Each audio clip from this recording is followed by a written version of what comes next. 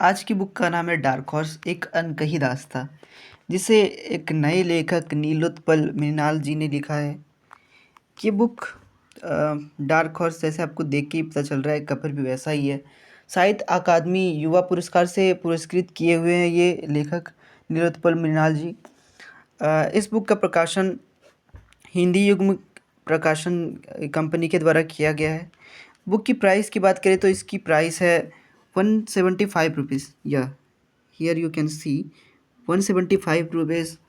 और इसमें कुल 176 पेजेस भी दिए गए हैं। पीछे में मृणाल जी के बारे में कुछ बातें कही गई हैं या लिखी गई हुई है उनके बारे में।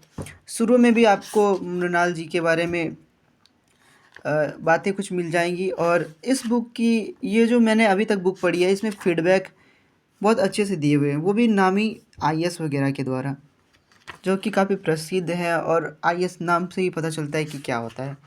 तो उनके द्वारा ये बुक पढ़ा गया है और फीडबैक भी दिया गया है।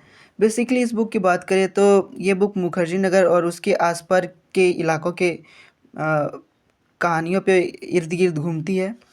इसमें बताया गया है कि कैसे लोग अलग अलग जगह से यूपीएससी की तैयारी करने के लिए मुखर्जी नगर आते हैं, और जब उनका सिलेक्शन नहीं होता तो फिर क्या होता है, उनकी एक्सपेक्टेशन और भी घर की परेशानी।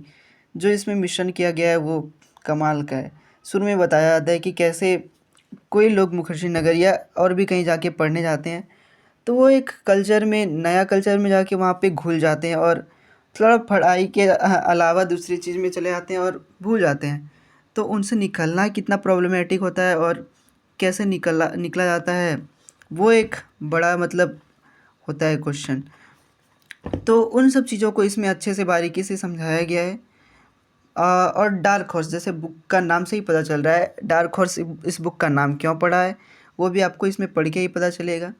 और जो एक बात मुझे इस बुक्स को पढ़ने से पता चली कि यूपीएससी या आईएएस बस लाइफ में वही नहीं होता, क्योंकि लाखों लोग इस एग्ज़ाम को अटेम्प्ट करते हैं और सबका नहीं होता, बस गिने चुने लोगों का ही सिलेक्शन होता है।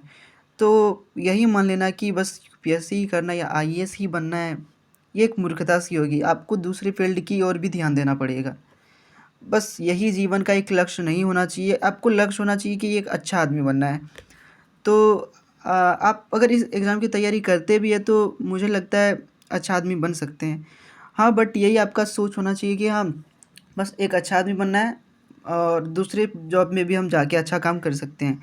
बस यही सब बातों को लिए हुए ये बुक अच्छे से चलती है। पढ़ने में कहीं भी आपको इस बुक में बोरिंग सब ज़रा सा भी फील नहीं होगा। शुरू के 120 टू 30 पेज आपको बहुत ही एंटरटेन करेंगे, लगेगा आप वेब सीरीज़ जैसे देख रहे हैं। तो वो एक बहुत ही अच्छा टोन है। शुरू 1 से 120 पेज या 30 पेज तक आपको एक नॉर्मल कंटिन्यू कॉमेडी टाइप में आपको चलता हुआ दिखाई देगा।